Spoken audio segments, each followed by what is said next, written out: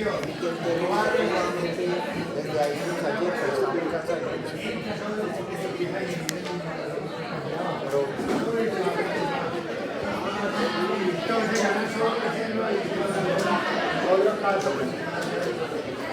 esperemos lo mejor.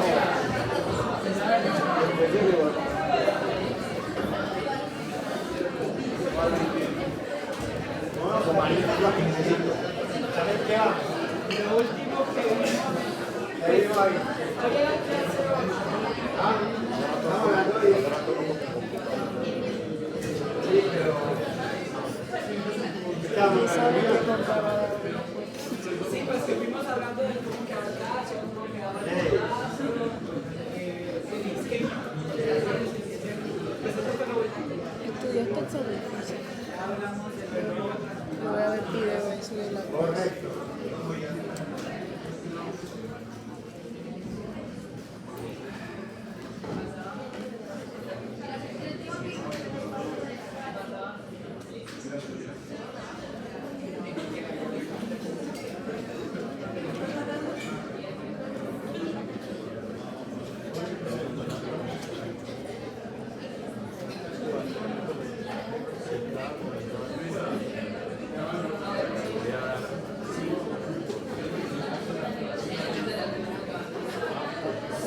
Ojo, hermano, no me habla la cabeza que me da rabia. Papi, me asusperta que es una de encontrar en la historia de la humanidad. Si yo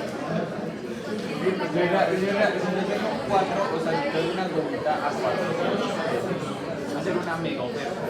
Nunca la podrás rechazar.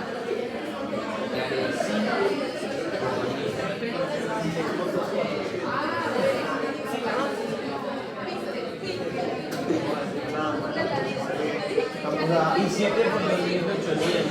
Yo creo que jamás escucho tanta, o sea, tanta bobada contra, uy, la verdad, No es la bobada, no es bobada. Es huevonada. el más caro es con la gota. Gomitas, también chicles.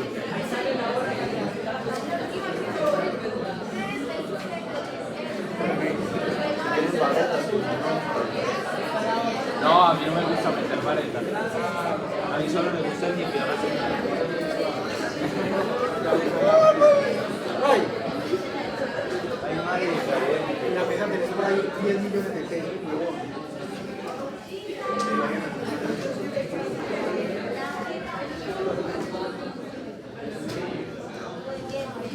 De hecho, durante la isquemia depende, la isquemia cardíaca depende básicamente de si la isquemia es leve o la isquemia es severa. Bueno, hay ciertas diferencias en las alteraciones bioquímicas de los miocitos ventriculares dependiendo de si la isquemia es leve o severa. Primero que todo, ¿cómo se estudió la isquemia en animales? Inicialmente, el grupo más agresivo tomaba un animal, disecaba las coronarias y con un clavo tapaba la coronaria implicada, o sea que tapaba del todo la coronaria. La dejaba un tiempo y abría, veía los resultados. Eso es lo que clásicamente se llama una isquemia por oferta pura. El perro no estaba, o el animalito estaba dormido y simplemente le clampeabas la coronaria y estudiabas qué pasaba. Yo no estoy ofreciendo nada, estoy dañando totalmente la oferta. Ahí el animal no está haciendo aumento de la demanda. Pues la demanda es normal que pueda pedir un acto quirúrgico que sea anestesiado, pues no está haciendo ejercicio, no está pagando nada. Pero otra manera, como estudian a eso, otra manera como exploraban la isquemia en el tiempo era lo que llamaban isquemia por demanda. Provocaban, por ejemplo, en un animalito, colocaban un electrodo y hacían taquicardia. Brutal, bien grande, hasta que no entraba en isquemia. Pero ahí estoy ofreciendo un esquema de una isquemia por demanda. El perro no tiene tapadas coronarias, sino que yo estoy aumentando la demanda, pero en este caso, por simular como hace un ejercicio de taquicardia, lo que pasa es una taquicardia extrema, ¿correcto? Obviamente el ser humano no hace las dos cosas, pero una u otra, hace las dos cosas. Generalmente cuando uno habla de isquemia crónica, es un tipo que tiene una parcial placa en la coronaria, incluyendo parcialmente la coronaria, y fuera de eso se pone en demanda, que es lo que le decíamos nosotros que era el anginoso crónico estable, sea umbral fijo, sea umbral variable. En cambio, el síndrome coronario agudo, ese sí se parece más a una isquemia por oferta, en que había dos tipos. El que era isquemia aguda del miocardio de tipo angina inestable, o el que hacía un infarto subdural, su endocardio. ¿Qué pasaba ahí? No había un trombo que ocurriera todas las luces bajas, pero sí tapaba mucho. Entonces parecía mucho, alguito se parecía mucho más al perro que le habían cambiado la coronaria. El infarto agudo del miocardio intramural sí es el típico infarto en el que se produce una disminución total de la oferta porque el trombo tapa totalmente el bajo. Entonces uno depende de qué tipo de isquemia está hablando. ¿Qué pasaba? Cuando hicieron el experimento inicial, en los primeros 30 a 60 minutos se encontraron que la isquemia que había total oclusión de la coronaria, en los 30 a 60 primeros minutos encontraron algo que no entendieron muy bien. Y es que el ventrículo izquierdo de los perros se quedaba relajado. Y ellos habían esperado, por la teoría que habíamos dicho en la clase pasada, que había una sobrecarga de calcio. Y había una mala recaptación de calcio por el ventrículo cervicoplánico porque el cerca, que funciona con ATP, no iba a estar funcionando bien. Y si el calcio no disminuye de citosol, lo meto en la nevera o lo saco, va a quedar un exceso de calcio que va a pegar de la troponina C y va a volverme a favorecer que la tropomiosina se quite y la actina y miosina puedan volver a ser nuevos enlaces. Bueno, entonces daba lugar a que hubiera ciertas normas. Por lo menos preguntarse qué es lo que está pasando, que a pesar de que yo no estoy barriendo el calcio bien, no lo estoy volviendo a meter al interior del retículo sarcoendoplástico y tampoco lo estoy sacando hacia afuera por el intercambiador sodio-calcio bien. Entonces, ¿qué está pasando? ¿Cómo puedo explicar que haya unos 30 a 60 minutos iniciales de flacidez? Y después de muchos estudios descubrieron que los hidrogeniones y los fosfatos, hidrogeniones porque tienen una acidosis extracelular y intercelular, y los fosfatos porque yo estoy llegando a ATP, en fósforo inorgánico, ADP, correcto. Era lógico encontrar en una isquemia de ese tipo que hubiera fosfatos aumentados y que hubiera hidrogenio aumentado. ¿Está claro eso? En la isquemia por oferta, como está parte de toda la coronaria del perro, no entra sangre. Entonces, esto que hay acá después son los metabolitos extracelulares. Y los fosfatos y los hidrogeniones le ganan en concentración a lo que está aumentando el calcio. ¿Y qué pasa con eso? Que los fosfatos y los H+ compiten para que el calcio no se pueda pegar de la troponina C. Entonces, aunque estos perros inicialmente tenían un aumento en el calcio libre intracitosólico, estaban yendo más rápidamente la troponina C a pegarse, los fosfatos y los hidrogeniones compitiendo para que no hubiese una unión con el calcio. Y si el calcio no le pegara a la troponina C, no había quien le diera la orden a la troponina que quitarle, y entonces no había nuevos enlaces de actina y miosina y por el corazón quedaba aparentemente flácido. ¿Qué pasa después de 30 a 60 minutos? Porque no era exactamente un rango siempre predecible. Después de ese tiempo, resultaba que aunque la isquemia siguiera siendo una isquemia por oferta pura, ya era tanto el aumento del calcio intracelular que pierden los fosfatos y pierden los hidrogeniones con el mismo calcio. Y termino haciendo un corazón pétreo, rígido, típico de lo que yo le he enseñado. Una mala relación, que es lo que es una isquemia coronaria, una mala relación diastólica y una pésima contracción también sistólica. O sea, hay una disfunción diastólica y sistólica. Pero la disfunción diastólica no se manifiesta como un corazón flácido, como lo pasó acá en los primeros 30-20 minutos, sino que posterior a esos 60 minutos, ya el corazón es de Petro, así se llama isquemia por oferta, y voy a explicar qué pasa en la isquemia por demanda. En la isquemia por demanda, como no hay oclusión total de la coronaria, sino que más que todo es por aumentar la demanda, el continuar existiendo un flujo de sangre hacía que los hidrogeniones y los fosfatos, que eran los que iban a competir con el calcio, fueran barridos a la sangre venosa.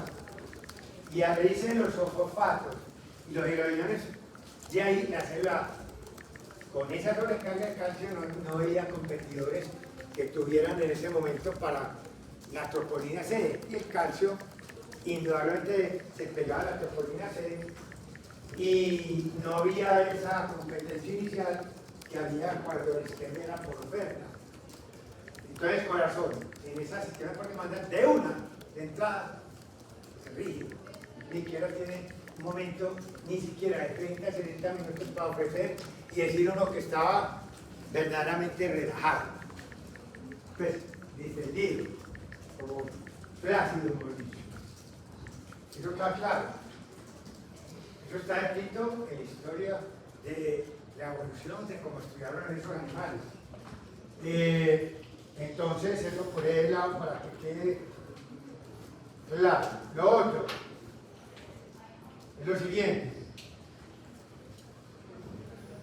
Vamos acá. Entonces tenemos ciertos puntos importantes que visualizar ahí. Aquí tenemos glicógeno, glucosa entrada a la célula cardíaca por insulina, favorecido. La hipoxia, inicialmente una isquemia leve, también favorece la entrada de glucosa. Pero bueno, lo importante acá es que aquí hay dos puntos limitantes de la glicólisis. Cuando yo hablo de glicólisis, hablo de metabolismo de la glucosa. Yo no estoy diciendo si termino en CO2 y agua, ni he dicho que termine en lactato. Estoy diciendo glicólisis, degradación de glucosa. La glicólisis puede ser aeróbica o anaeróbica. Si es aeróbica, pues paso la glucosa a piruvato, paso directo a mitocondria por la piruvato de deshidrogenasa acetilcoa, con el oxaloacético y da todo el modelo que llaman ciclo del ácido carboxílico o ciclo de Krebs. Entonces, después ahí lo que hago yo en el ciclo de Krebs es generar un montón de equivalentes reductores, que otra manera elegante de decir es que electrones, y lo pongo después a moverse en la matriz mitocondrial interna, como lo pongo a los electrones a moverse en los citocromos. Y el último aceptor de electrones en ese proceso es el oxígeno. Y el oxígeno es necesario para que el transporte se dé, porque si no se da, como les dije, se siguen acumulando. Entonces, si usted tiene acá el espacio intermembranoso, aquí tiene citocromos, este electrón al moverse acá es energía, parte de esa energía la utilizo para unir protones acá al espacio intermembranoso, y aquí el último aceptor es el oxígeno. Verdaderamente es oxígeno solo, pero bueno, yo pongo como dos, pero solo. Y eso con los ciertos hidrogenos que hayan acá, que se hayan devuelto, cuando el oxígeno afecta a eso, se genera en el ciclo de Krebs CO2, y aquí se genera agua más ATP. Cuando este movimiento electrónico es suficientemente rápido, se va creando una gran cantidad de hidrogenos acá, los hidrogenos después se vuelven por transporte pasivo, y ese transporte pasivo, al devolverse Los hidrogeniones acá le da un poquito de la energía para que esta ATP sintetiza, coja el ADP y coja el fósforo inorgánico y haga un enlace de alta energía, que es este último fosfato terminal. Ya leí toda la bioquímica. Si no me ha entendido eso, no, la verdad, nada de bioquímica, no es nada. No importa. Fue muy bueno para ganarle a griego y tener tiempo, pues no sabe eso. ¿Qué reacción tuvimos que hablar ahí? Ni una. Ni una. Si usted no sabe esto, es muy malo el nivel académico suyo. Es muy malo. Pero es de lo más malo que yo hice. Si no está bien, vamos a mejorar. ¿Quién no entiende esto? Es una ayuda. ¿Quién no entiende? Yo pregunto después del examen. No, es que en un momento, o a usted le enseña el profesor o no le enseña. Usted aprende o no aprende. Nosotros son malos, malos. Aquí no vamos a decir si estamos mal, con las caras porque más enseñar pendejadas. ¿O no? No entiende, yo le ayudo. No me volteo y digo, pregunta, no importa, ¿quién ha entendido eso? Que si todo está entendido, el lunes pregunto, ¿no? Bueno, primer punto limitante en la glicólisis que me parece importante a mí. PFK, fosfofructoquinasa. ¿Correcto? Entonces, esa es la que coge la fructosa 1-fosfato y la vuelve 1,6-difosfato. No importa mucho eso. Con la PFK, sí hay que saberla regular. ¿Cómo se regula la PFK? Cuando la isquemia leve, ella tiene varias estimulantes y son lógicos. Por ejemplo, tener niveles altos de ATP no me interesa que la PFK funcione, porque me está diciendo que mi estado energético está alto en forma de trifosfato. No necesito hacer más energía. El ATP inhibe esta enzima. Lo mismo los niveles altos de creatina fosfato, que me indicarán que tengo muy buen almacén para darle fosfato al ADP. Entonces, los niveles de creatina fosfato elevados, creatina fosfato elevado, o ATP elevados, obviamente son inhibidores de esta enzima. En cambio, mire que lo otro es lógico. Creatina fosfato disminuido, ATP disminuido, que lo contrario es tener aumentado esto, o fosfatos inorgánicos aumentados en forma libre están indicándole a usted que los niveles de energía están siendo disminuidos y que tengo que utilizar un método para lograrlo. ¿Cómo? Degradando la glucosa, que termine en aerobiólisis o anaerobiólisis, no me importa, pues hay que comerla, hay que partirla. Entonces, eso es una buena idea. ¿Quién más también va a ser un inhibidor o tenga que ver con regulación de la PFK? Ya supo algo, pero ya con lógica, no como una máquina memorista. ¿No entiende eso de la vida? Claro. Hay otra cosa que hay que pensar. El citrato es un inhibidor normal de la PFK. ¿Por qué el citrato es un inhibidor de la PFK? ¿Tendrá alguna lógica eso en la vida? Sí, claro. Sí, claro. Y mucho más en el corazón. ¿De qué depende la obtención de energía fundamentalmente del corazón? Ácidos grasos. Los malditos ácidos grasos que usted estudió en bioquímica, ¿dónde termina su producto final?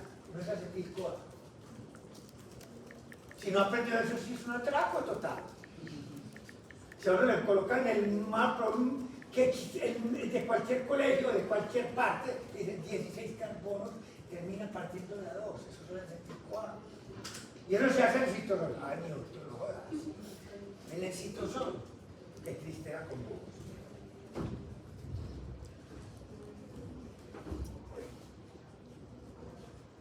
acetil-CoA es el primer sustrato que necesito para que junte con el oxaloacético. ¿Me cree que? Cítrico. Oxaloacético más acetil-CoA de ácido cítrico o citrato, como quiera llamarlo. Y ahí empieza de voleo el ciclo del ácido cítrico o el ciclo de Krebs, que genera CO2.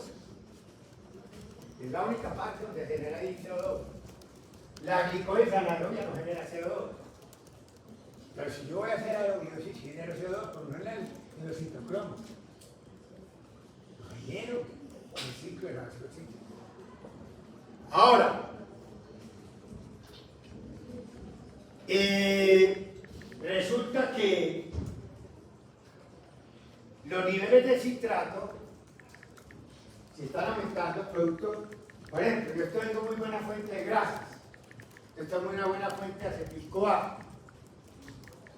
Bueno, y entonces puedo estar generando buena cantidad de cítricos. Si el cítrico me está funcionando el ciclo de Krebs, me va a funcionar la cadena transportadora de electrones, yo tengo que dar una orden a la PFK que no se ponga a degradar glucosa. Si estoy degradando grasas, por Dios, ¿cómo se llama eso en bioquímica? Ciclo de Randall. Ciclo de Randall. Ciclo de Randall. La no utilización al mismo tiempo de glucosa y carbohidratos. Hay que tener etc.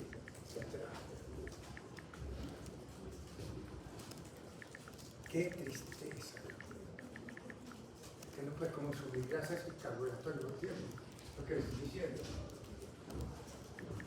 Entonces, el citrato alto que me está diciendo que mis grasas están siendo degradadas al acetil-CoA y generando cítrico. El citrato tiene que ponerla que decirle a la PFK no me mandes más, que aquí estoy lleno de acetil-CoA. Porque es que si yo como esto, el piruvato termina convirtiendo acetil-CoA.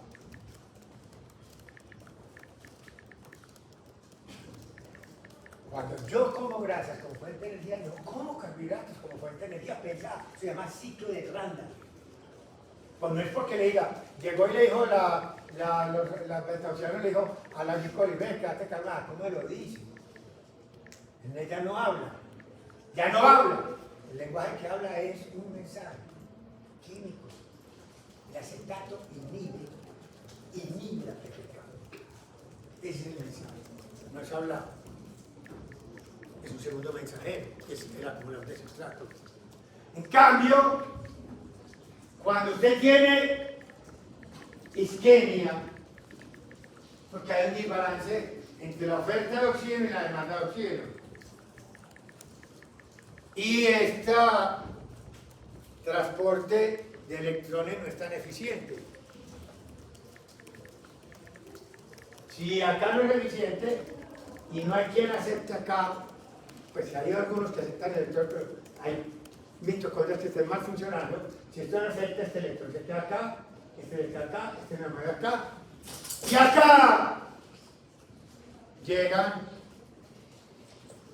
dos grandes buses transportadores de barco, NH2 y FA.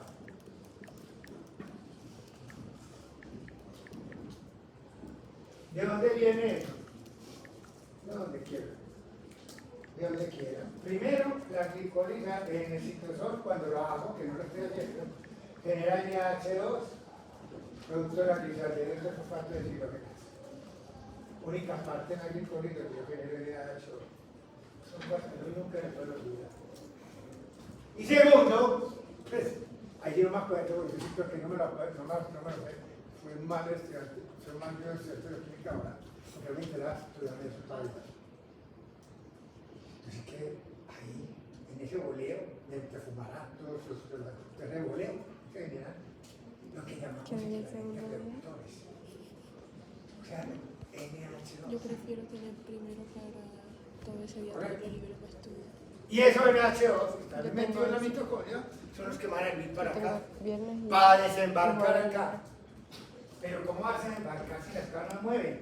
¿Cómo vas a embarcar si este electrón no quiere mover acá y acá este tampoco? ¿Por qué no se mueven? ¿Por qué no se mueven? Porque los chinos no los dejan mover. ¿Por qué los chinos no los dejan mover? Porque necesitan que los chinos consuman para que este electrón que está acá se convierta en agua. Y este pasa acá. Y este pasa acá. Y este se puede embarcar ahí.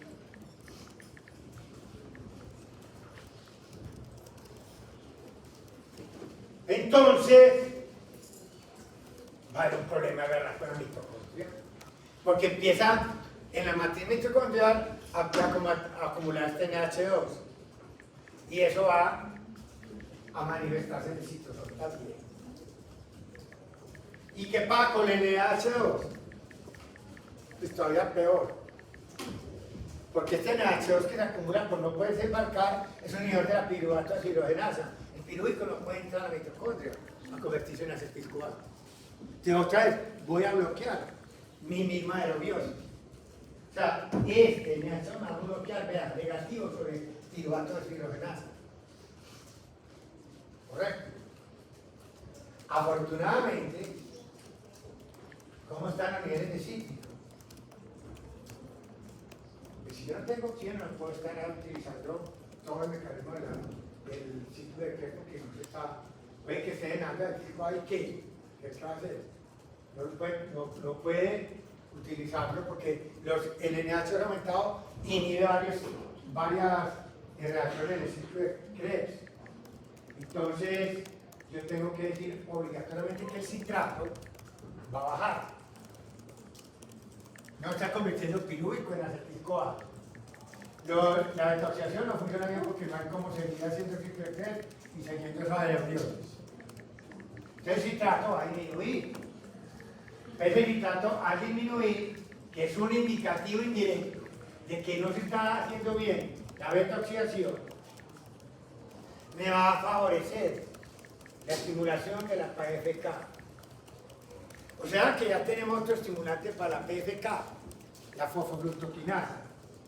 Y es que la PFK va a estar estimulada por la disminución del citrato, que en el fondo está diciendo que no está haciendo buena utilización de las grasas. Porque ahora sí, si no utilizo todas las grasas bien, ahora sí debo utilizar bien aquí esto. En cambio, en la situación normal, cuando esto se da y no se acumulan estos NH2, que son inhibidores de varias reacciones del ciclo de Krebs, y el piruvato de deshidrogenasa, pues todo fluye de piruvato a acetil-CoA, se hace todo el ciclo de Krebs, y ahí gana el transportador de electrones, y lo tiene el aceptor último de los electrones porque no hay isquemia. Entonces, ¿para qué voy a saber de relación de las dos cosas? Ese citrato va a estar alto, que me dirá que está funcionando bien, hay que ir a la PFK. Además, como estoy utilizando muy bien la detoxización y utilizando muy bien la cadena transportadora de electrones, los niveles de ATP y creatina fosfato no son deficientes.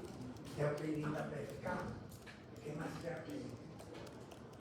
¿Qué más tengo que ir?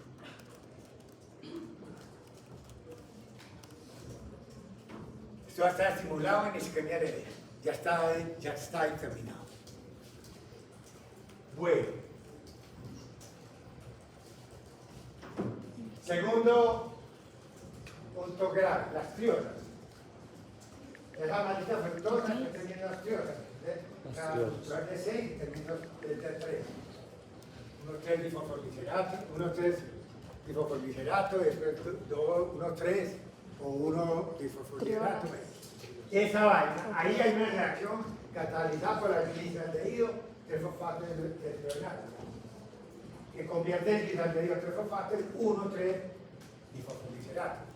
Bueno, no va a preguntarle eso, No sé, a que no lo sé, diga, pero va a preguntarle quién regula la glisaldehído trifosfato, que eso sí es ignorancia. A mí no me importa nada. Y está que le quité los carbonos, tampoco le va a preguntar qué exactamente es la reacción que estimula la PFK, porque no nos interesa, es la regulación. El problema de la glisaldehído trifosfato de hidrogenasa es todo por eso. Eso es, se utiliza como sustrato NAD. hasta el fosfoglicerato. Y como producto de esto, termina generando Trifosfato de deshidrogenasa. difosfoglicerato, pero acá lo importante que no me interesa es esto. Apunte. Ese NH2, que es un producto de esa reacción, inhibe la propia enzima. O sea que si este es la liganderido, ¿cómo se llama esa liganderido trifosfato de la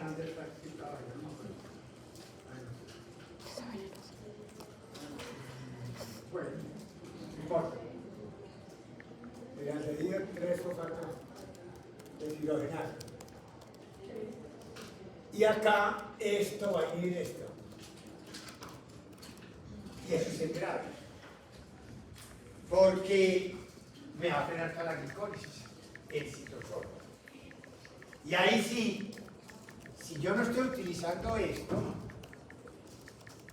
que es la aeróbica, esta, que es la citosólica, que es la anaeróbica, desde muy temprano, en las primeras triosas, me va a bloquear la llegada al lactato, que por lo menos que hago 2 ATP con hormona de glucosa. Eso es lo primero. Pero, afortunadamente, les tengo que equivalentes reductores vienen de la mitocondria hacia afuera. Fuera de eso, la liganderido trifosfato me está generando NADH. ¿Cómo hago yo para poder evitar que se me acumule ese NADH2 y me inhiba la liganderido trifosfato de hidrogenasa? Entonces uno dice lo siguiente: cuando yo tengo pirúvico,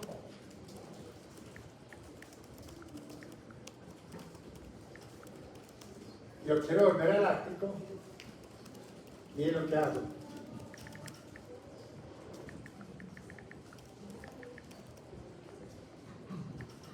Ya, ¿está Dios? Mi salvamento es buscarme el pirúvico.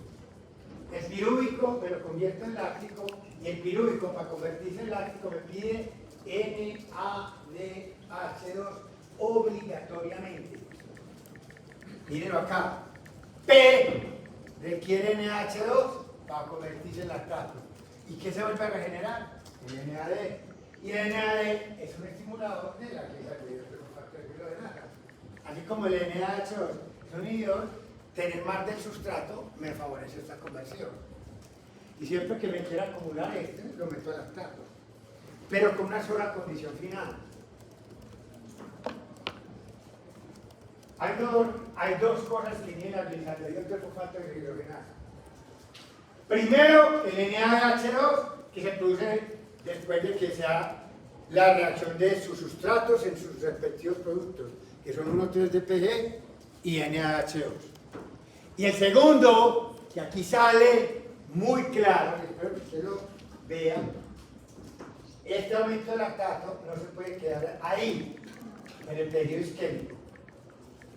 Tiene que ser WhatsApp. Lavado. No sé qué es lavar. El tejido implicado. ¿Qué pasa si el lactato no se va? Mire, acumulemos lactatos. Ley de acción de masas. Ley de acción de masas universal en bioquímica. Si usted aumenta alguno de los productos, con los lactatos se va a favorecer.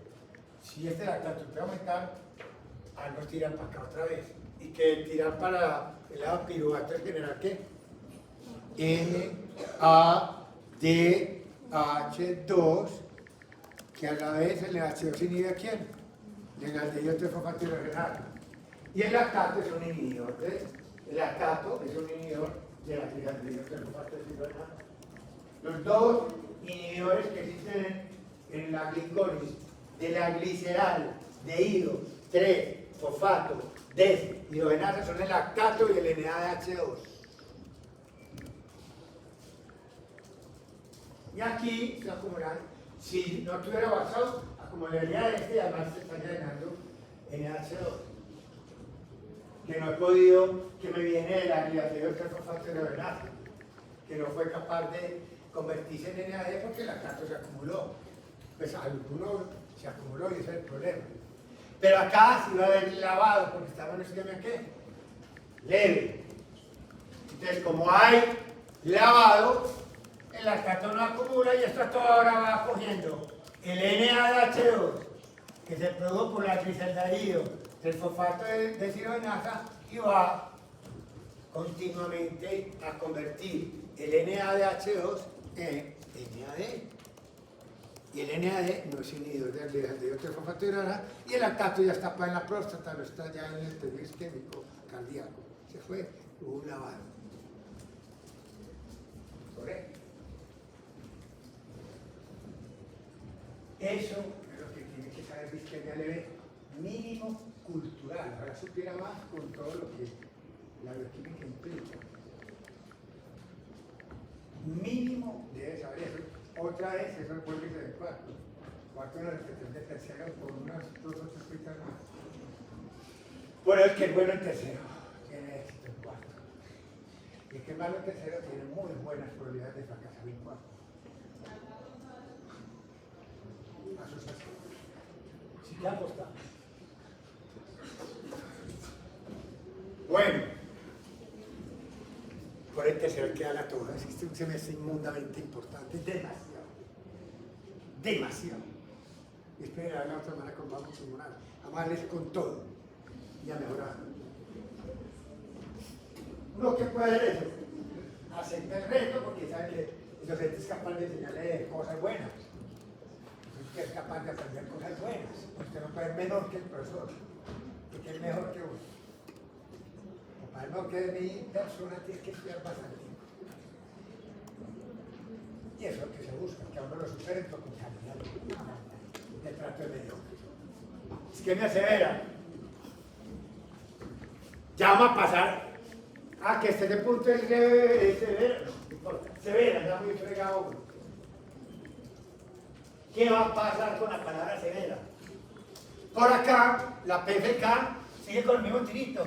El ATP disminuido lo estimula, el CPK disminuido, el CPK disminuido lo estimula, el fósforo inorgánico lo estimula, cuando está aumentado. Bueno, esto es lo mismo que antes. Pero ¿qué hay de nuevo? Que esto es lo mismo gráfica de antes, que aquí parte una cosa nueva. Apúntenlo. Cuando el pH interior cae por la vez que tengo con 1, esta PDK no se estimula. Se inhibe una acidosis intracelular muy marcada, hace que en el citosol la PFK, por más que le esté dando la otra, los otros le estén dando el mensaje de que mejore, no va a mejorar, está inhibido. Que lo único que diferencia con el de ahora es que el pH ahora puede estar disminuido por mucho. Ponele 7,4, el interior de 7,2 a 7,1, pero todavía no por debajo de 7,1, que ya es un pH muy ácido interior. Bueno, el hecho es que la PFK va a estar disminuida. Y para colmo de males, también van a haber aquí dos grandes problemas.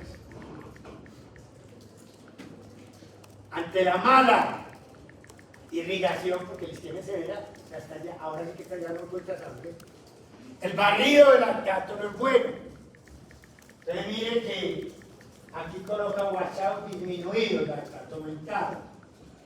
Y el lactato aumentado que dice negativo sobre gliceraldehído, fosfato de deshidrogenasa. La inhibo, pero por el otro lado, además, el NADH2 se está acumulando porque no puede convertir todo en ¿qué? En lactato. Y ese NADH2 aumentado inhibe la glicaldehído del fosfato de cirovenasa y a la vez inhibe la piruvato de cirogenasa. O sea que estoy bloqueando la entrada a acetil-CoA en la mitocondria. Fuera de eso, estoy inhibiendo la conversión de glialideo trofosfato en 1,3 difosfoglicerato. Va a frenar la glicólisis y no se va a poder tener energía. Esa célula está previa a sufrir una muerte celular, porque ya ni glicólisis anaerobia va a poder existir, porque la glicólisis anaerobia por lo menos lograba coger el glucosa y volverlo lactato, y ahí por cada mol de glucosa obtenía entre 2 y 3 ATP netos, versus los 36 más o menos que logra uno por glicólisis aerobia, llevando eso a CO2 y agua. Entonces eso es el gran problema que tiene uno bioquímicamente con la isquemia. Ahora, eso no es isquemia solo cardíaca. Lo que es importante con esto es que ese mismo cuentico es isquemia para cualquier otro órgano cerebral, pues más o menos se aplica para todos los tipos de isquemia, renal, isquemia en tracto gastrointestinal, y entonces prácticamente es solo hacer algunos ajustes bioquímicos de eso. Cuando uno repasa bioquímica, pues como pase el gusto de entender mejor las cosas.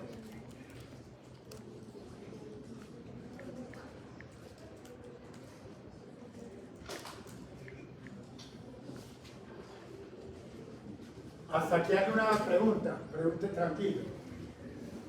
Si veo, le puedo responder.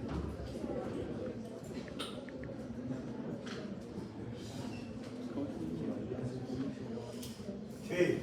Doctor, ¿por qué no se haría la glicólisis anaerobia ya en ese caso? Pues que se Porque la glicólisis anaerobia tiene inhibida. La PFK antes no prepara acá. Y no puede coger la gliaderido para dar los 3 difosfoglicerato. Porque el 1,3 difosfoglicerato después se convierte en piruvato y no puede llegar a lactato. ¿Y cuando produce el ATP? Cuando llego y tengo todo ese esmalte bueno. ¿Correcto? ¿Alguna pregunta adicional?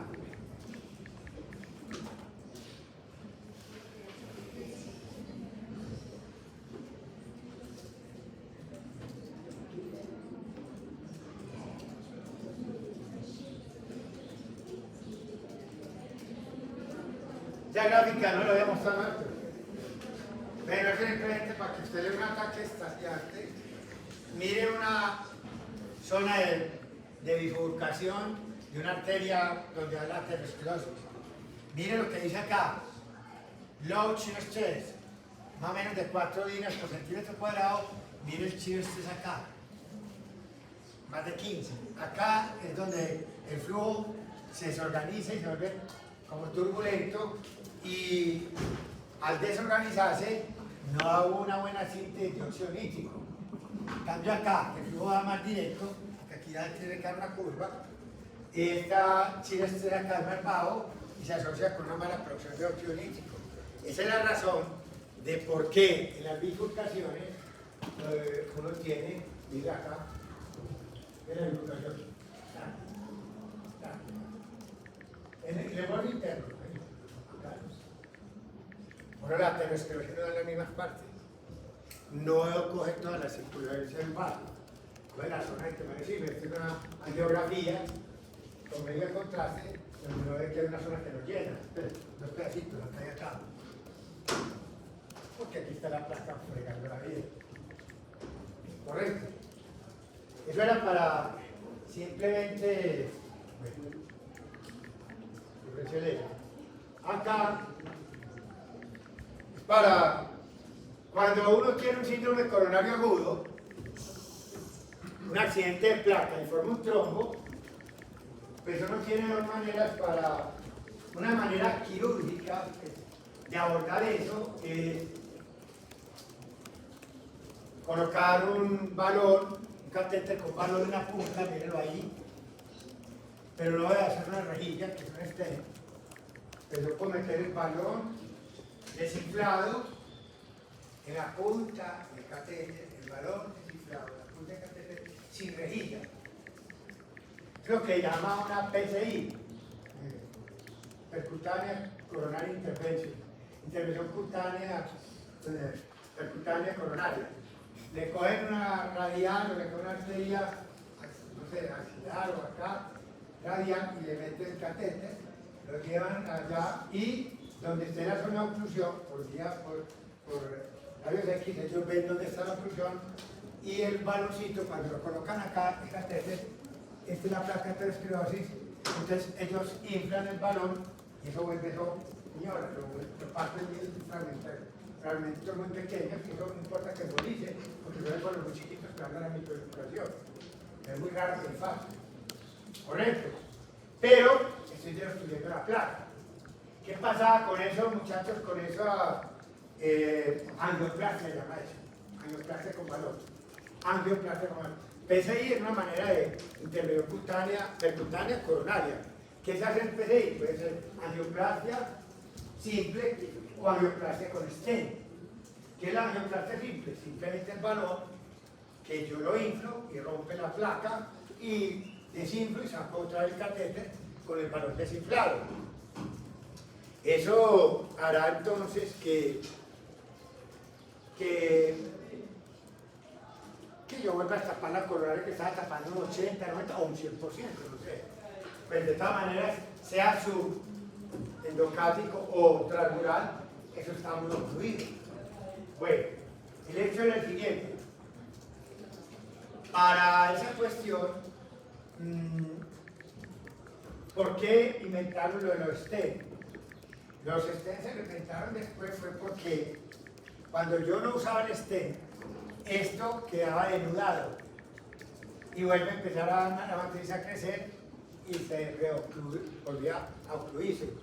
Entonces habría que volver a revascularizar a los 6 meses. Yo no después de una intervención de esas para repetir con un fracaso de un 30-40% que se recluya a los 6 meses, la gente empezó a investigar como berraco. ¿Qué hacemos para que no vuelva a errar? Es decir, porque no es con una malla que tenga firmeza y que al inflar el balón, tal, que pegada de ahí, yo desinflo el balón, repito el catéter y queda la malla tratando de que esto no se venga para acá. Se mejoró el número de pacientes que se volvían a tapar, pero de todas maneras había otra vez algún crecimiento de la íntima y volví y tapaba esto. El último alario de la moda era no solo usar ya angioplastia, no solo stent, sino recubrir el stent con antiproliferativo. Alteplase, hay un montón de clases de nombres ahí que después los ve y son como yo le pusiera una gelatinita de eso, de un material antiproliferativo para que se quedara pegado esto y que no fuera como antiinflamatorio, para evitar el crecimiento de la matriz otra vez hacia adentro.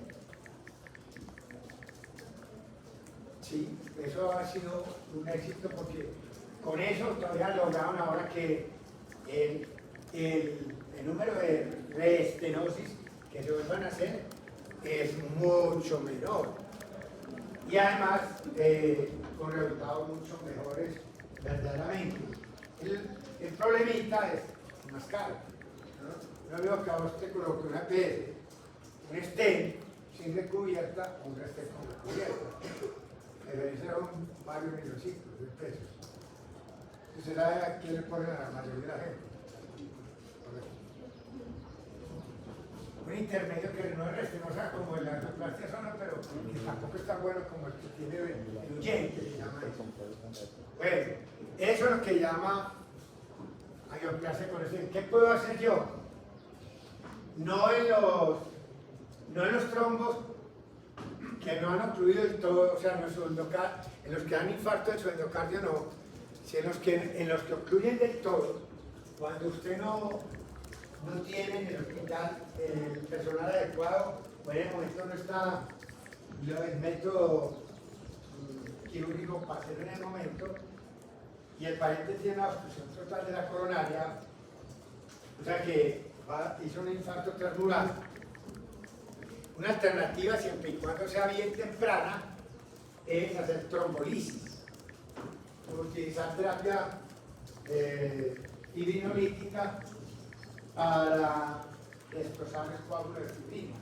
Porque lo que hizo ahí fue una placa que se dentó, se expusieron las plaquetas hicieron un coágulo coagulatario y después el factor tisular que había también ahí en la matriz extracelular de la placa rota, pues se hizo coagulación secundaria, o sea, hizo coágulo de fibrina. Eso lo trata de hacer uno con terapia antifibrinolítica. Pues la terapia antifibrinolítica es menos eficiente que hacer una angioplastia con stent, pero obviamente el resultado no es malo. Pero cuando lo hace bueno, que es muy bueno, no tan bueno como el otro, pero cuando es bueno, va a tener un buen porcentaje de perfusión, por lo menos más del 80%, tiene que ver las primeras horas, primera hora, 2 horas. Entre más parones van las 6 horas, el resultado será 40-50% de éxito. Y no vale la pena correr el riesgo porque también la terapia fibrinolítica no es específica y ataca los mismos factores de coagulación y entonces está sangrado de complicación. Entonces es increíble porque la activación del plasminógeno no es selectiva, sino que también se empieza a dañar el sistema de la coagulación normal y como no coagula bien puede dar algún más porcentaje de sangrado. Ese es el problema de la trombolisis. Más, trombolisis no la hacen a ninguno que esté sangrando. Si usted no está sangrando, si sola gastroenteritis con sangrado, ni lo toca, ni se pone a hacer eso. Así sea una terapia antifibrinolítica. No cree que por ser antifibrinolítico no puede tener problemas con los factores de coagulación. Y ese es el problema de eso. ¿Correcto? Y acá,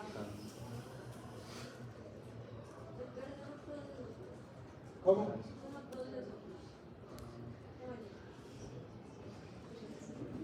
No, si abre bien eso, no. No, pues, no, ahí.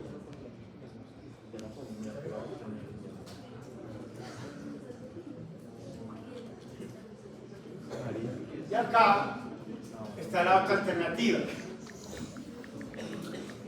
Cuando verdaderamente vos tenés demasiado comprometidas las coronarias, pues tenés la descendente tapada, la articular tapada, la coronaria tapada, ¿quién mete esa alambrerilla? Pues, hay que ponernos una malla de stents. Es imposible, hacer quirúrgicamente, pero para maniobrar eso es muy difícil. Entonces, a veces, ¿qué hace uno? Deja lo último. Cuando uno no puede colocar una angioplastia con stent, uno puede ver el y usted quiere ir a perémoslo.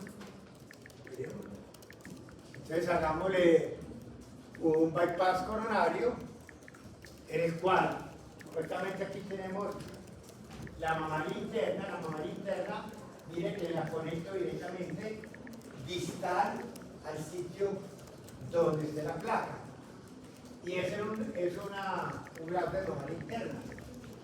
Esto es un graf sacado de la afena, sacas de la afena los pies, ¿y qué haces? Conectas acá con el sitio distal. Entonces aquí colocas eso,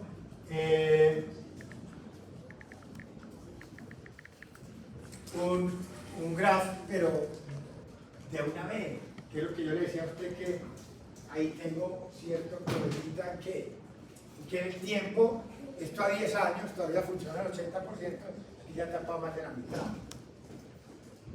Entonces, ¿por qué? Porque las venas, de todas maneras, no son tan aguantadoras de la presión como es,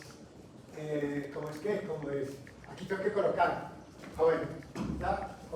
conectarlo a la aorta, de la aorta a la parte distal. Esto va a manejar la vena, va a manejar presiones de la aorta. Entonces, yo le hago un chiste que con el tiempo va haciendo que la vena cante. Así la vena pueda considerar uno que tiene buen colágeno y buena rigidez, no es lo mismo que una arteria. Entonces, con el tiempo, la restenosis es mucho más marcada con un graf de esas venas que con un graf de mamaria interna. Si a uno le da la oportunidad que le puedan hacer mamaria interna, es un muy buen porcentaje de éxito a 10 años.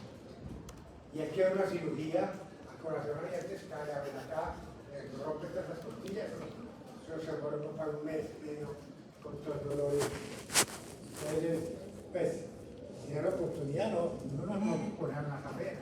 No creo que una vez cuando la mamá interna fue imposible de agarrar, porque los resultados son mucho mejores. ¿Correcto? Entonces eso por ese lado. Pero no hablamos más cosas de eso. Lo otro.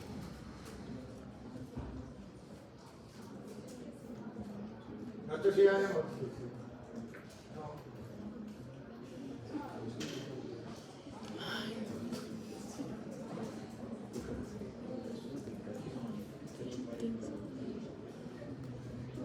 El primer estaba muy aburrida.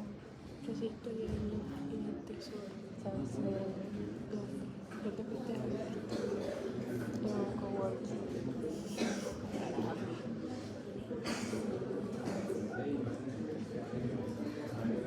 ¿Y tú dónde estabas? Llorando en mi casa. Yo no te pregunto porque después.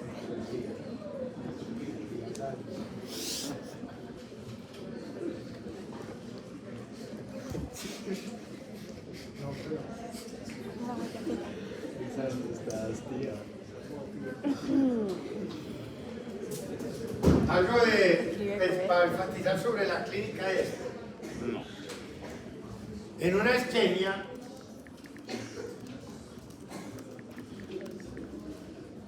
como esta es la isquemia que se le da normalmente a los seres humanos, cuando dicen que hay una mala capacitancia histórica, es que generalmente ellos ven, fuera de la excepción que vimos ahora, de unos minutos cada los primeros 30 minutos, lo que uno más va a encontrar es que son corazones rígidos, porque algún grado de flujo tiene en muchas ocasiones. ¿Qué va a pasar? Si yo tengo una mala relajación diastólica en mi ventrículo, yo puedo encontrar su mejor representante, es el R4 o S4, que es la sístole auricular, que es el último periodo de la diástole. Ese S4, como generalmente el más comprometido del ventrículo izquierdo, lo va a ver acentuado en expiración. Si fuera una isquemia del corazón derecho, aislada, pues, voy a encontrar un S4 en inspiración, pero no va a ser el caso nuestro. Ahí no sale tampoco, pero obviamente mi función sistólica no va a estar buena y va a presentar alteraciones en el movimiento. La zona isquémica, como está más rígida y no tiene buena cantidad de energía, puede moverse poco y es lo que llaman hipoquinesia. Pero a veces puede quedarse tiesa en totazo porque no tiene casi energía, es lo que llama aquinesia. Y otras veces, la zona buena que está rodeando la isquemia se contrae muy bien y a veces hace abombar la zona isquémica. Y eso se llama disquinesia. Disquinesia es como abombamiento de la zona isquémica. Esas tres manifestaciones del movimiento es lo que busca un ecocardiografista cuando hace una prueba de esfuerzo. No puede hacer un ecocardio con esfuerzo. Lo pone en una banda sin fin, o en una bicicleta ergométrica, lo pone a caminar o a hacer ejercicio, y cuando esté en el máximo ejercicio, él dice, bueno, hasta que acabe la prueba y después dice, ya no va a hacer una ecocardio, a ver cómo queda. Cuando está todavía caliente por el ejercicio, va a haber zonas de movimiento bajito, hipoquinesia, buscar hacer zonas cinéticas o discinéticas. Y para eso es una prueba positiva. Cambio en el electrocardiograma, cuando hace una con el electrocardiograma, es para ver ciertos cambios en el ST, en la onda T que nosotros vemos después del cuadro, ahora no. También pueden presentar un S3, que es indicativo que no es buena eyección en sístole. El S3 de falla sistólica. También, como es más común del ventrículo izquierdo, lo va a ir acentuado durante la expiración. Y quiero que sepa que si el paciente así, conjugando las dos cosas, va a tener varios problemas. Primero, si él tiene una mala relación diastólica, la presión en la aurícula izquierda tiene que estar acentuada. Por eso él manda con una presión aumentada en el periodo final de la diástole ventricular, manda una contracción fuerte. Esa contracción fuerte aumenta la presión en la aurícula izquierda. La presión en la aurícula izquierda se ve reflejada como un aumento en donde, en las presiones en las venas pulmonares y en los capilares pulmonares. Y recuerden que cuando yo aumento la presión en los capilares pulmonares, los capilares se distienden. Y se distienden, estimula el rector J. El rector J que da la sensación de disnea. Y además, no para que lo hospitalice todavía pues, pero sí para que esté pendiente, la presión capilar aumentada puede a veces hacerse botar un poquitico de líquido en las bases pulmonares, que es lo que tomo. Uno busca como un estertor, el estertor como el arrugar de papel de cigarrillo, uno al inspirarlo, uno siente ese crujido, es un crujido. ¿Qué lo llaman estertor? Después va a ver el pulmonar. El estertor húmedo, otro le llaman crepitante, porque crepita como el arrugarse de un papel de cigarrillo. Bueno. Pero hacia adelante de los ventrículos, yo no estoy inyectando buena sangre. Yo no estoy inyectando buena sangre, el paciente te puede quejar de que siente fatiga y debilidad de los músculos estiados esqueléticos, que es una cosa esperable si yo tengo una disfunción sistoliastólica. Entonces, por ese lado, voy a encontrar, eso es lo que es estos estertores, puedo presentar una descarga simpática por el dolor, por el estrés, porque creo que me voy a morir. Entonces, con solo eso hago presión alta frecuentemente y taquicardia. Correcto. Cuando usted podrá hacer una bradicardia con presión bajita de pronto, en cala diafragmática, cala diafragmática tiene muy buena innervación vagal de los infartos o las isquemias de cala diafragmática inferior y fuera que ven en epigastrio trabajamos con una gastritis que lo puede volver usted a la casa, que es una gastritis en un infarto o una isquemia.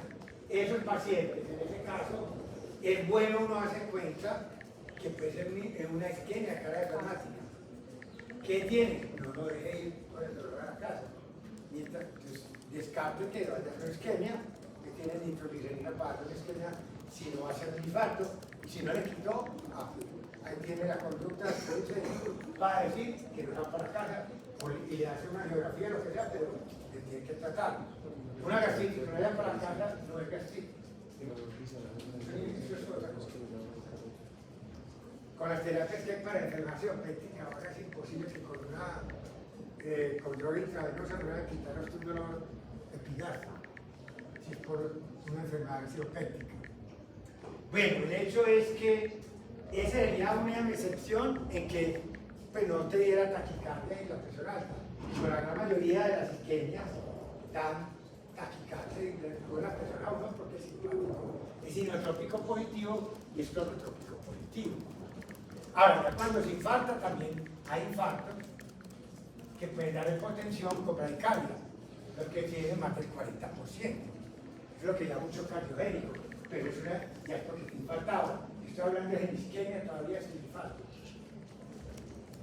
Diaforesis porque el simpático suda, pálido, frío, sudoroso, no típico de cualquier cuadro de un estrés simpático. Y lo otro es que usted puede encontrar, como no estoy inyectando bien, y en este momento tengo problemas diastólicos y sistólicos, puedo tener una distensión de cavidades que me dé un soplo de rehabilitación mitral. Primero porque pasa eso. Lo más común que porque se haya dilatado, digo yo, que me parece más lógico, que haya una disfunción por isquemia de los músculos papilares. Es decir, que la isquemia cogió el músculo papilar. Ahí sí, yo no tengo que esperar que dilate mucho la cavidad, sino que un músculo papilar mal contraído no sobrelapa bien con la otra válvula, con la cúspide de la válvula, y entonces no se cierra bien la válvula mitral durante la sístole. Y durante ese periodo de la sístole, en vez de inyectar únicamente hacia la aorta, voy a volver sangre del ventrículo izquierdo a la aurícula izquierda, de lo que da típicamente un soplo holosistólico, que llamamos subclúster histórico de reconstitución mitral. ¿Correcto? Eso es muy frecuentemente por isquemia de los músculos papilares, que hacen que las cuerdas tendinosas no sean eficientes, entonces se vuelve la válvula para el otro lado. ¿Correcto?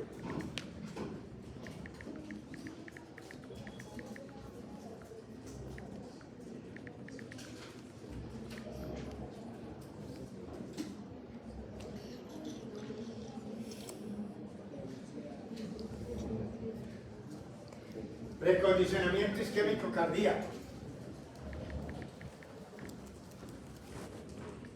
Preacondicionamiento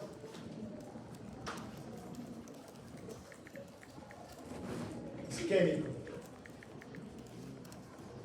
cardíaco. El condicionamiento isquémico cardíaco revolucionó toda la investigación en cardiología en los últimos 20 años a nivel mundial, produciendo más papers que los últimos 30 años anteriores. En menos de 10 años produjo más de 3.000 papers publicados con experimentos en todo tipo de animales. Eso me marcó la revolución porque, a diferencia de las terapias antiguas para mejorar los pronósticos de infartos y de isquemia, era que las drogas se daban y mientras daban la droga lo protegía uno. Uno dejaba de dar una droga que uno propusiera para mejorar el pronóstico de un infarto y ya morir y no lo protegía. Esto lo que revolucionó fue que uno producía una isquemia corta, isquemias cortas en animales seguidas de reperfusión. Cuando el animalito después yo le ofrecía una isquemia larga, que era capaz de dar un infarto, el tamaño del infarto era 80-95% menor que si no lo hubiera hecho. O sea que yo hice las isquemias cortas y el corazón como que guardaba memoria y después de una isquemia larga lo protegía.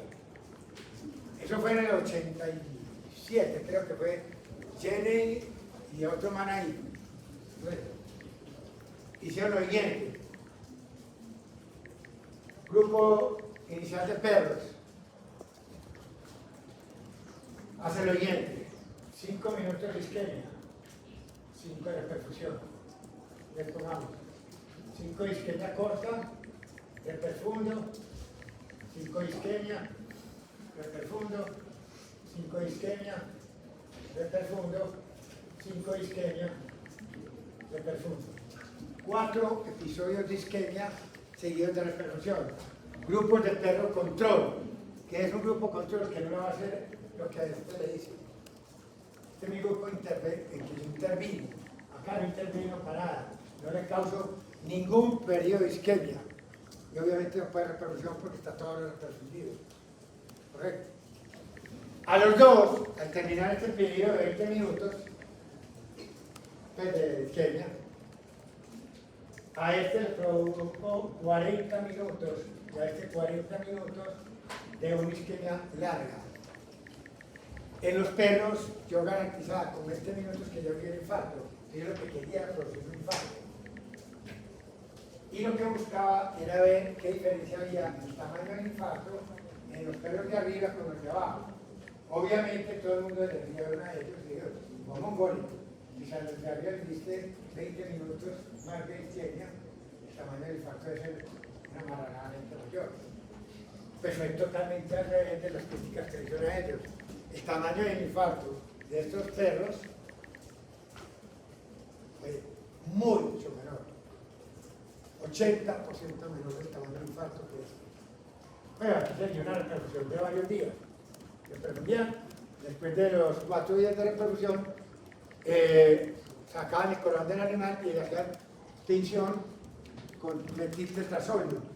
Metiltetrazolio es una enzima que no obra sino en las partes donde el miocardio esté vivo. Entonces, el corazón que quedó vivo después del experimento, que yo sé que es padre salvaje, y lo he visto desde el punto de vista moderno, pero así fue. Si no, pues, llamando al interceptor, dígale que yo soy algo anticientífico, estoy diciendo así, pero soy el no sé. Estoy diciendo que fue hecho en perros en el 87. Y después iban con marranos, con ratas, con pijos, de todo. Eso no frenaba nadie. Era tal la excitación por ese descubrimiento que nadie frenaba nada. Todo el mundo hizo eso. Con la ventaja de que todas las especies se reproducen, los resultados iguales.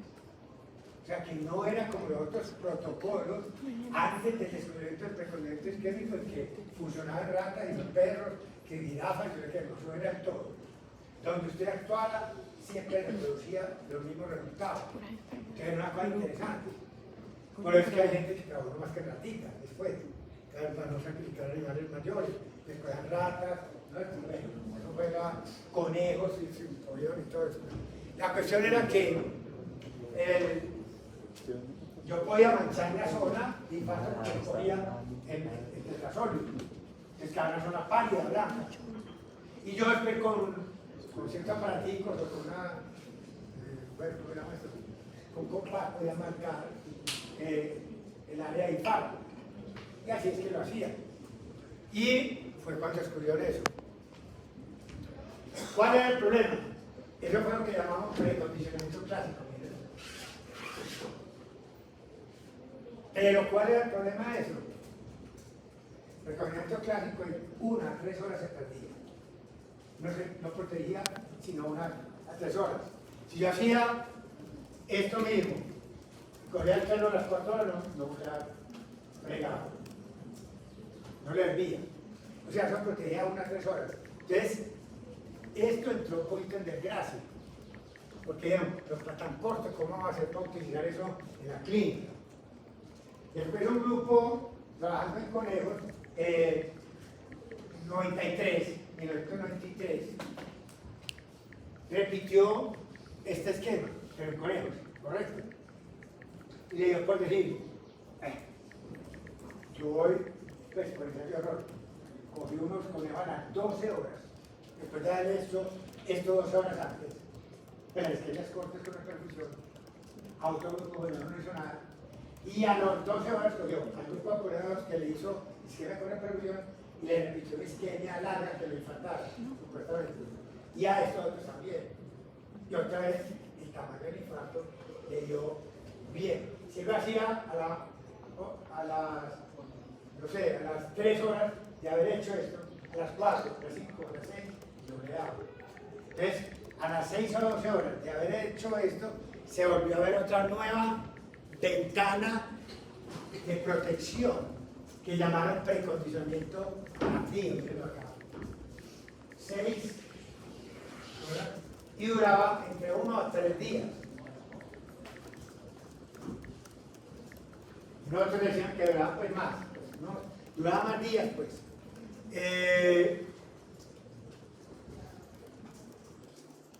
Este precondicionamiento tardío, se preguntó la gente, ¿será que tiene los mismos mediadores que el precondicionamiento clásico, que llamó esto, de protección de 1 a 3 horas?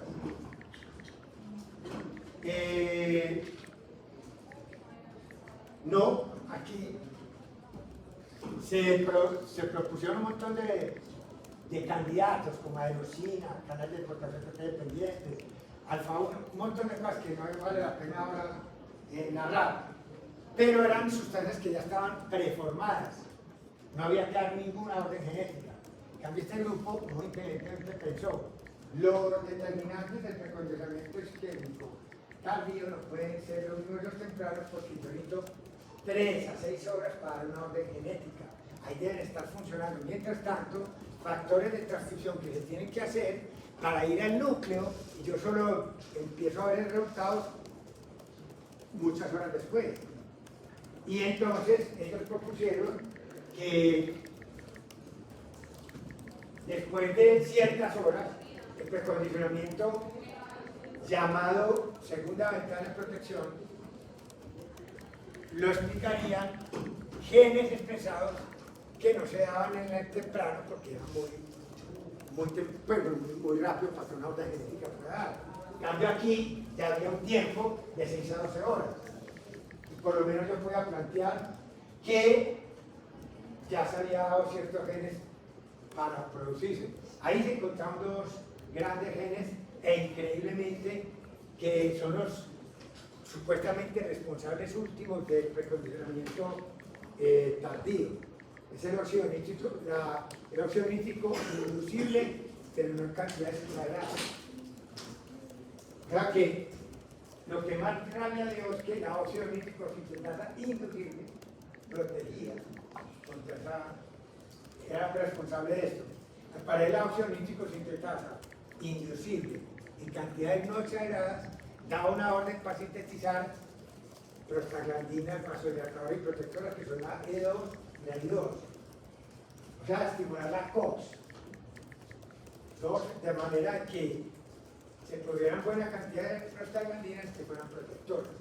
También se encontró otros dos genes que protegen. Uno es la hemoxigenasa y otro es la superóxido dismutasa, que es una antirradicallibre.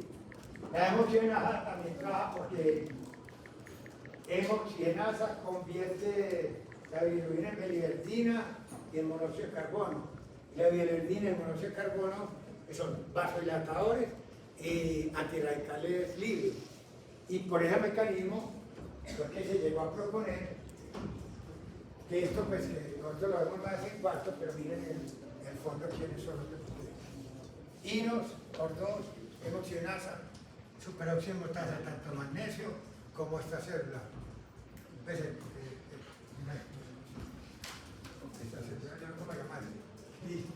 Eso es todo el mecanismo que no me interesa porque eso es de cuarto, no lo vemos. Pero sí quiero que quede claro que el precondicionamiento isquémico cardíaco ayuda a explicar ciertas cosas que son muy particulares de los infartos. Finalmente, los pacientes que presentan frecuentemente historias de anginas a repetición, les da más difícil infartarse que cuando una persona sin historia previa le dio un infarto y que ¡pum!, por fin que le murió. De pronto la persona que ha tenido varios episodios, que es mamandrogallo, que nunca le muere, es porque hace episodios cortos de isquemia seguidos de repercusión. Por eso es que de pronto lo protege. También uno se ve cuando hace una angioplastia, cuando el hemodinamista infla el balón. Al inflar el balón, está ocurriendo el sumo de la coronaria. Ahí hay cambios en el ST.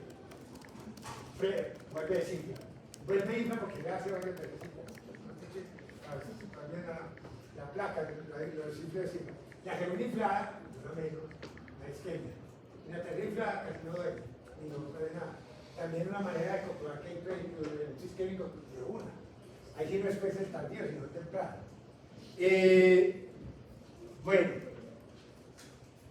con el precondicionamiento clásico hubo una crisis, porque estos perros que yo le hacía esto, cambiar esto no, quedaban con disfunción sistólica, una mal funcionamiento histórico, unos 15 días, 7 a 15 días después de haber sufrido el precondicionamiento. ¿Y cómo demostraron eso? La función, por ejemplo, la fracción de eyección acá era, por ejemplo, supongamos un 30%. Y iban pasando los días y iban recuperando la fracción de eyección. Entonces yo diría, es que no era que se hubiera muerto tejido cardíaco y no fue por hipertrofia, porque ellos hacían ecocardio para demostrar que no fue que creció la zona que quedó viva, sino que era un miocardio que no se hipertrofió, sino que estaba como atolondrado, apelotado pues. Ese apelotamiento lo vamos a llamar estaño, aturdimiento cardíaco. Y eso marcó otra vez otro hito en la historia de la cardiología, el estaño. Todo paciente que sufre algún infarto o isquemia tiene un grado estaño, que va recuperando realmente. Usted no ve que cada rato el abuelo suyo se infartó y a los 7 días empieza a tener una fracción de eyección aumentando. Sin ser secundario hipertrofia, sino que simplemente el corazón salía del aturdimiento. ¿Qué pasa en el aturdimiento o stunning en la teoría? El stunning se cree que se debe a los mismos mediadores que explican el juego con la percusión. O sea, radicales libres y exceso de calcio. Los radicales libres y exceso de calcio alborotan proteasas y las proteasas destrozan los filamentos de miosina y actina. Entonces los arcómeros quedan disfuncionales, pero el miocito queda vivo. Por eso el Stalin no implica mayor muerte del corazón. Era en la zona que quedó viva, que quedó con miocitos que tenían filamentos de actina y miocina destrozados, más sin embargo el miocito vivo. Por eso, no habiendo muerto y dándole un tiempo para que curara, iba saliendo él iba haciendo nuevos filamentos de actina y miocina y los sarcómeros se iban reestableciendo. Yo sé que aquí hubo infarto, pero cuando yo me refiero al Stalin es la zona no infartada. La zona no infartada es la que sufre Stalin. Y si hay muerte no puede llamar Stalin. Nadie llama Stalin a porque murió. ¿Me entiendes? Pero es que en el infarto ocurren las dos cosas. No es una muerte, no es una afección isquémica. Es el borde. No todos se mueren.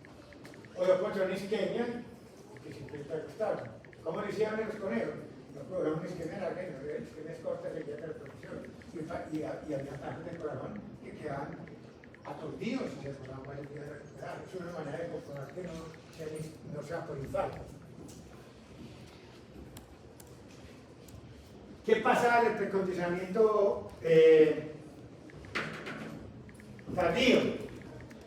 El tamaño del infarto no era tan espectacularmente disminuido como el clásico, pero de todas maneras disminuía el tamaño del infarto. Y segundo, muchachos, aquí sí es la gran diferencia con el precondicionamiento clásico. El precondicionamiento clásico, si uno precondiciona prácticamente aturdía. Acá, aquí ya no hay aturdimiento, aquí no hay estado. Esto aquí no hay estado. Después, alguien muy gomoso cogía placas de aterosclerosis de años y a esos animalitos les medía función sistólica. Ahora estoy hablando de isquemias cortas, sin días de repercusión, que dan un Stalin de 7 a 14 días y que se mejoran. Ahora, placas de años, parcialmente obstruyendo las coronarias, y mido la función sistólica y me daba una fracción de lesión, pongo a ver otra vez del 30% a 35%. Voy y quito la placa con algún método y ese paciente empieza a presentar función sistólica normal. Era como un Stalin pero crónico. Pero ese Stalin crónico no le gustó llamar Stalin crónico porque había gente muy académica que decía que el cuerpo de los mediadores eran distintos. Entonces, ¿cómo iba a llamar Stalin lo que era crónico a lo agudo? Como igual. Bueno, entonces lo autoridad no, entonces Stalin a repetición, es que se ha prolongado tantas veces que quedó aturdido crónicamente. Bueno, esa terminología no fue aceptada. Y más bien, dijeron, el Stalin crónico, si usted quiere hablar, yo bautizaré otro nombre distinto, porque puede tener de pronto mediadores distintos. ¿Qué es este mecanismo? Es una disminución de la función sistólica sin muerte celular, porque no se ha muerto el miocardio, que se recupera una vez usted reperfunda la coronaria. ¿Correcto? Eso se tomó un nuevo bautizo, hibernación. Como los animales cuando van a hibernar, que se pegaban antes de una plena fiesta, una preparación, y comían bastante para poder dormir años. Entonces dijeron, al parecer, según ven ellos, la hibernación me mecanismo de control de colorícera. Yo no voy a pelear contra usted placa, usted me está quitando flujo. Porque usted me quita flujo, yo disminuyo mi funcionamiento hasta que usted le dé la gana de no existir. Yo vuelvo a desmontar mi flujo, mi funcionamiento con usted. No subo porque tú eres el mismo mente que yo veo. Lo que dice, usted me da menos oferta, yo menos demanda. ¿Qué hay problema? Que quedó con una falla cardíaca, o quedó vivo, no hubo muerte.